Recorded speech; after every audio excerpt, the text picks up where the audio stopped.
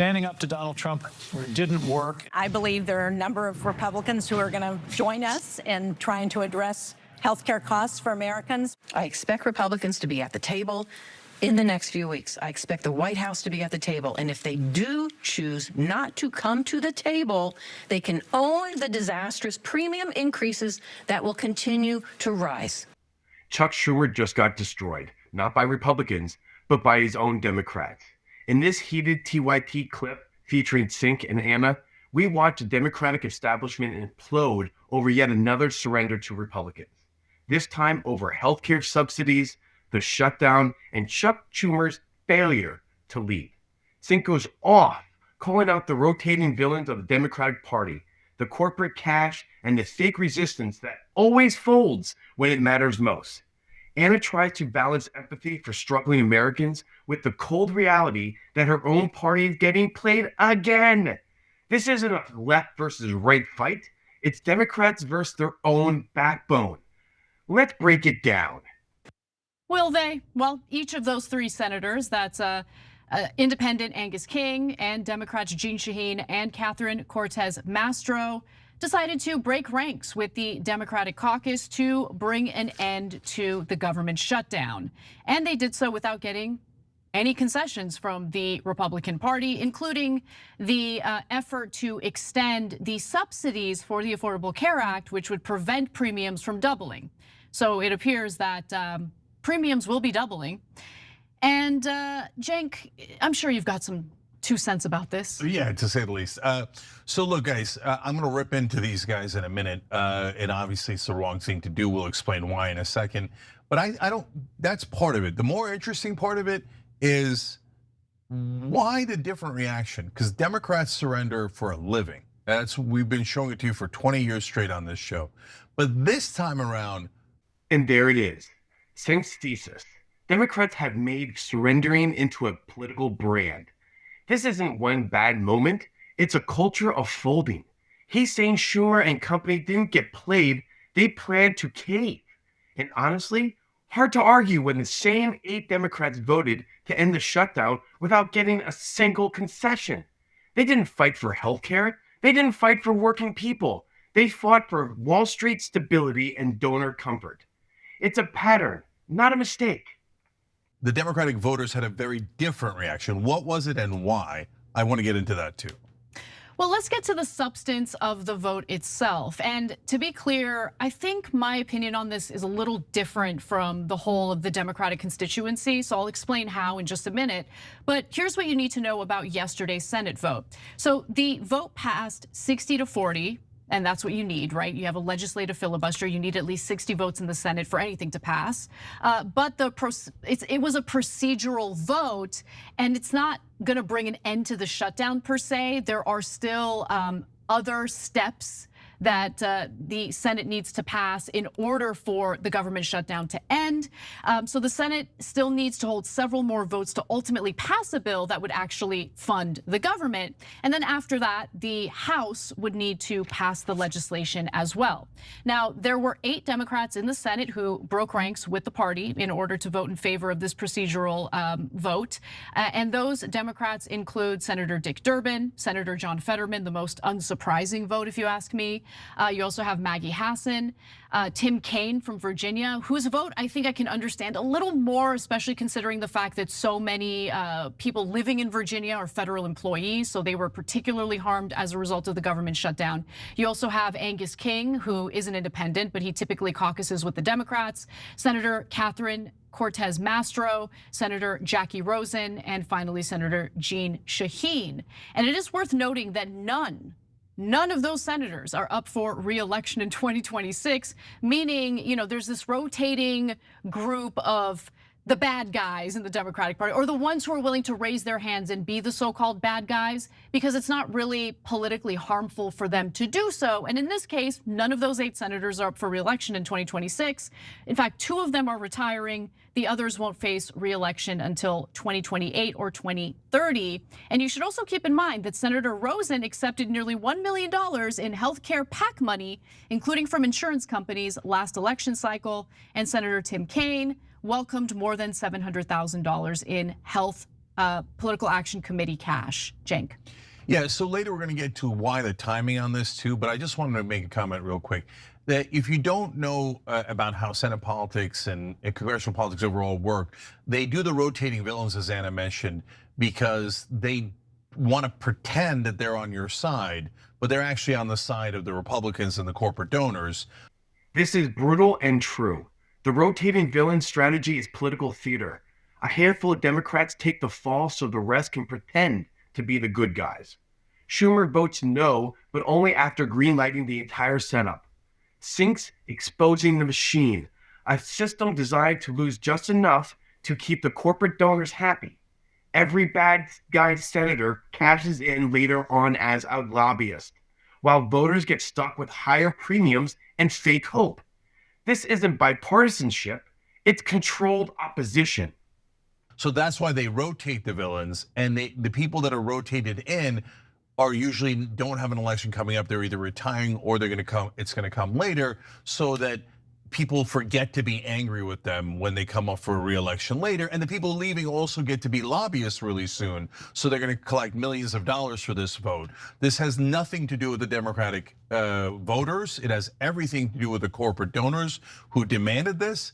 And then in a minute, we're going to explain to you how they planned this surrender all along, not just Chuck Schumer, who's definitely guilty, but maybe the entire caucus.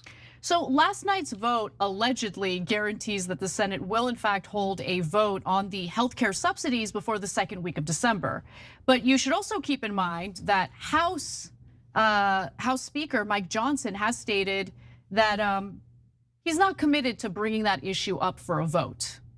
So keep that in mind. Even if the Senate holds the vote, even if somehow the Senate passes legislation that would extend the subsidies for the Affordable Care Act, there's no guarantee that House Speaker Mike Johnson will do that. And I should also remind you all, we're currently in the middle of open enrollment, meaning many Americans have already signed up for their health insurance in the coming year.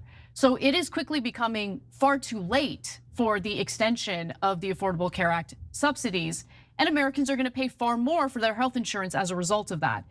Now, Republicans will get their way in essentially screwing over the American people by allowing healthcare premiums to double in an already inflationary economy. In addition, SNAP will be funded through next September. Thousands of federal workers who were fired during the shutdown will now get their jobs back. And there can't be any more layoffs of federal workers until next year in January.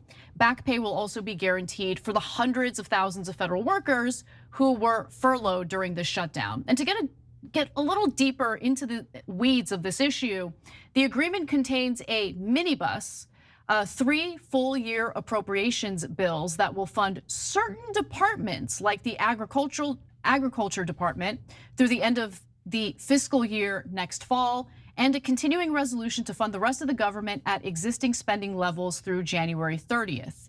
Now, before we get to the Democratic outrage, I just want to get your thoughts overall, Cenk, on how the Democrats have handled this, because I'm actually a little bit surprised at how furious Democratic voters are. Interesting. Why? Why are you furious? Because this is a typical surrender, right? We covered this particular play like 100 times. We have covered similar issues 100 times where it was a surrender and they didn't get anything at all. And sure, in this case, they're not getting anything at all. Republicans are not going to extend the subsidies. They don't care. They don't care about the suffering of the American people.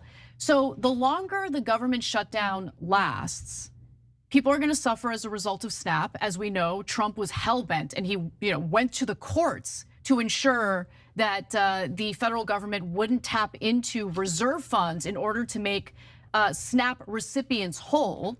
So there's going to be a lot of suffering in that regard. Obviously, a lot of employees at airports across this country have been calling in sick because they haven't been getting paid, whether it's TSA, air traffic controllers. So air travel has been a complete and utter disaster. That has a massive impact on our economy. And I just don't know what the plan would be for Democrats if they insisted on keeping this fight going, knowing full well Republicans don't care about you.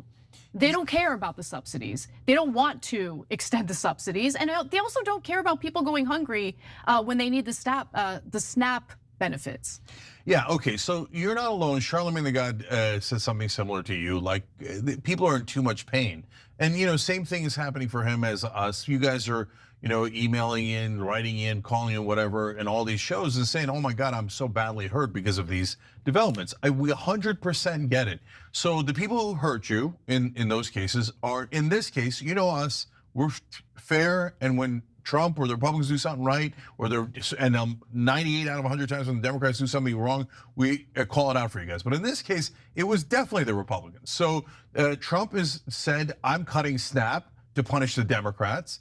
In fact, he's still cutting SNAP, even though they have this agreement. Since it hasn't passed, they're in the courts right now. The Trump administration is saying, we demand to cut SNAP. So there's no, don't blame Democrats. That is 100% lie. Anyone saying Democrats want to cut SNAP. It is definitely Trump, and Democrats are fighting against it. Yeah. I'm going to call out the Democrats in a second, but you have to be right on the facts. Okay, so now on the doubling of the premiums. So again, the Democrats had I thought, a good strategy, and you did too. Yeah, absolutely. Yeah, okay. So they said, look, we're not gonna let your premiums double. And Trump and the Republicans were like, no, we're gonna make them double, right? Now, I know they did the usual propaganda about, oh, it is the Democrats' fault for it doubling because they did the shutdown. Which, by the way, the one upside of this, I acknowledge what you're saying, Anna, is that it takes that excuse away. Right. So now we're gonna have a vote, and the Republicans are all going to vote to double your premiums because they're corporate whores who work for the insurance companies while pretending to be populist. Sure. Agreed. Republican voters are a different phenomenon. Different Republican politicians are the worst of the worst. That line hits like a brick. Cenk's right.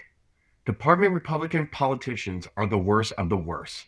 When Democrats start a fight and don't finish it, they prove to Republicans and to us that their loyalty lies with the donor class, not the public.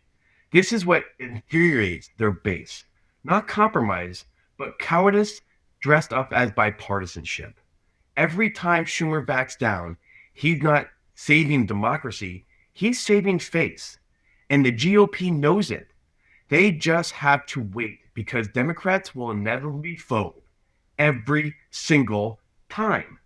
Can I weigh in on that just very briefly? My heart breaks for Republican voters because understand, guys, this doubling of healthcare premiums, it's going to impact all voters, including those who trusted Trump, trusted that the Republican Party was being, sincere and earnest in their fake populism.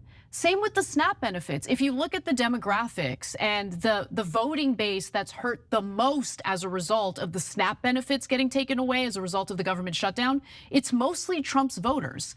And some people are like, well, too bad you voted for Trump, you deserve it. No, these are our fellow Americans. We should not be thinking about retaliation and political punishment against ordinary people just because they voted differently from us. What I'm furious about, though, is that this whole fight has made it abundantly clear to me that the Republican Party, including Donald Trump, the same guy who insisted on his signature being on those COVID stimulus checks, he's not up for re-election, so he couldn't care less about you.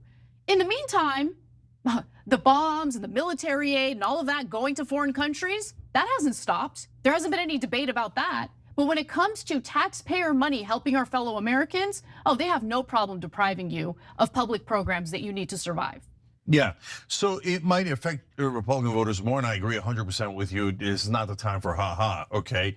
But at the same time, Republican voters, you have to realize what the facts are. And the facts are Trump unilaterally said he was taking SNAP away. The courts told him he can't, and he's still in court today demanding to be able to cut SNAP. Right. To punish you for what? You didn't do anything wrong. And SNAP normally does not get cut in government shutdowns. This is unprecedented.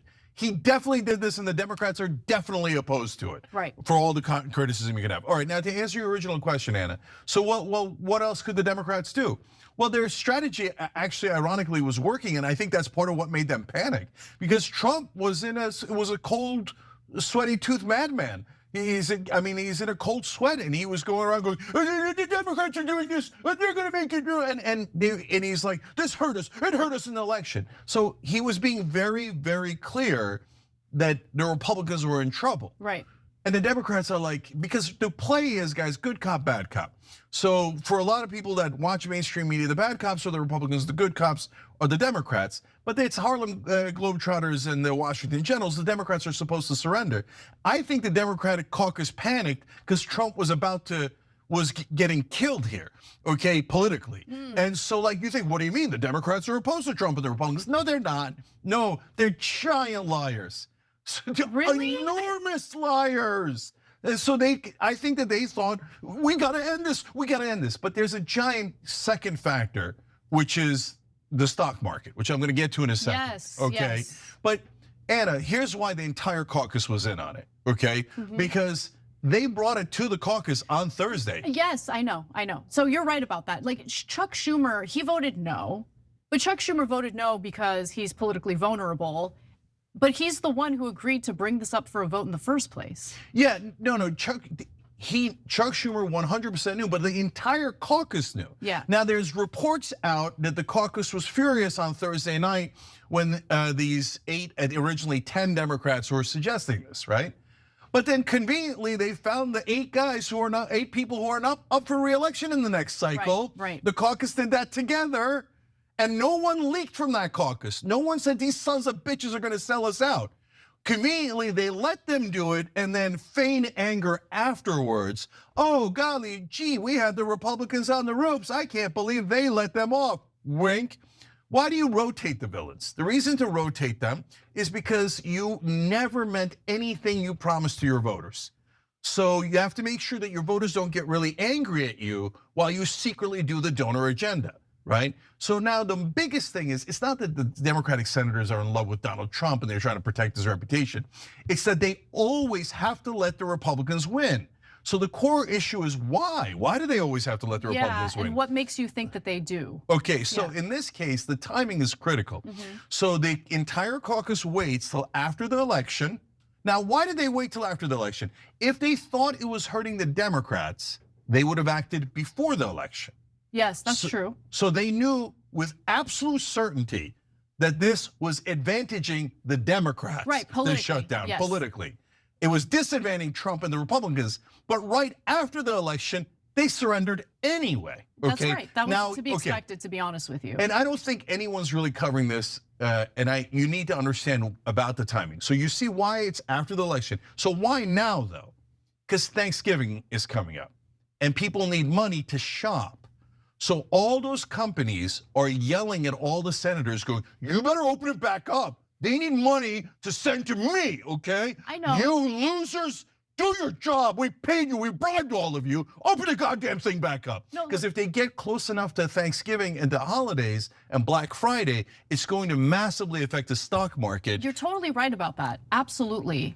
But you also have to consider that Americans are going to suffer as we get closer to the holidays, but Anna, right? if you look, we have a poll on tyt.com, and one of the choices as to why this is a bad idea was the precedent that it sets. Okay. Democrats have set this precedent like decades ago at this point. No, I got this you. This is what the Democrats are. I Right? know. But this is one of the rare instances in which, I honestly think this is one of the rare instances in which the Republicans were unwilling to budge. They don't care. I know, but then So this is a rare time, Anna. So what's the strategy? Like, explain to me how it would ideally play out in your mind, because I want to understand. I really do. It's not like I'm looking to defend the Democrats. If anything, I'm the one who's overly critical of the Democrats, according to our audience. So explain to me the proper way of handling this. Yeah, so first of all, if you're gonna do this strategy and you're gonna have it last all this time, Right. you've got to finish it. If you don't finish it, what you signal to Republicans is, we will always surrender. You just wait us out. Just wait us out, and I guarantee you we will never do anything we promised our voters, ever. We serve you more loyally than we serve our voters. So now the Republicans, for as long as this term lasts, at a minimum, let alone forever, no, oh yeah, you can call any Democratic bluff. Okay, there are bitches. So now when we go to do any bill, any negotiation, we just wait them out.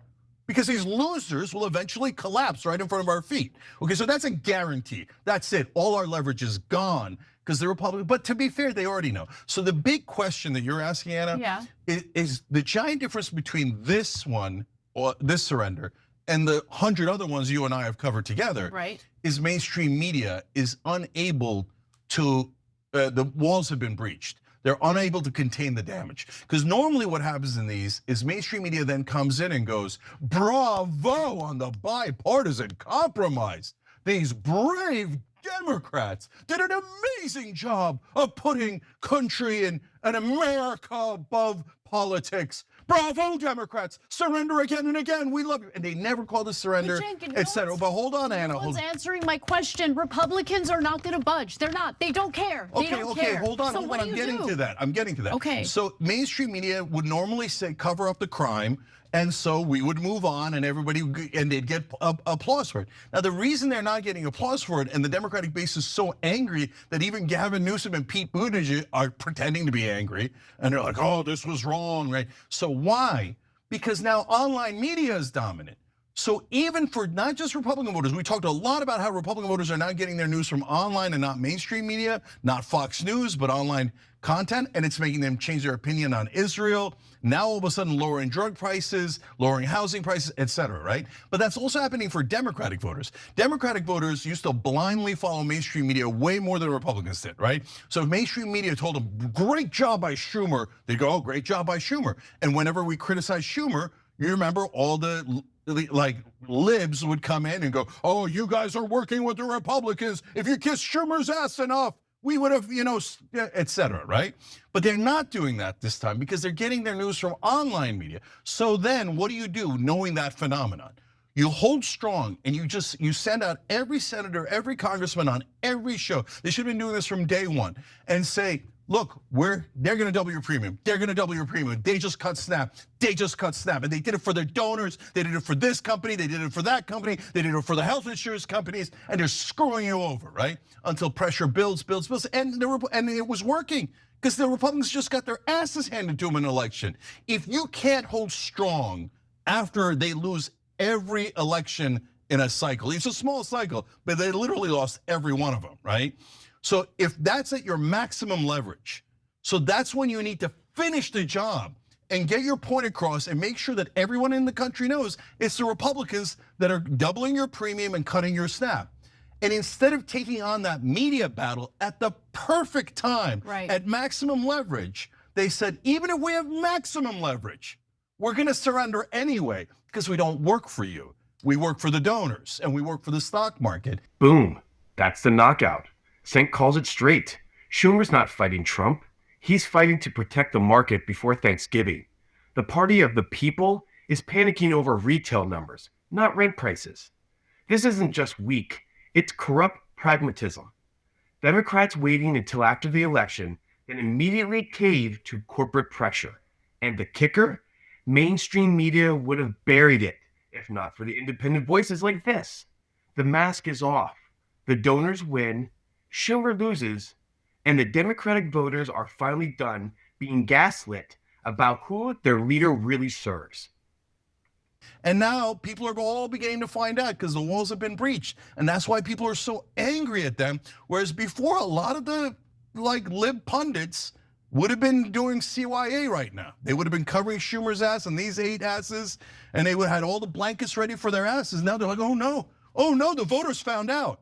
You see what I'm saying? Yeah, I do see what you're saying. I think the strongest point you're making is the point about making your case to the media, doing it forcefully. The problem is, the Democratic Party, especially in the Senate, is full of, people who are too old, not effective communicators, and they haven't done a good job with that messaging.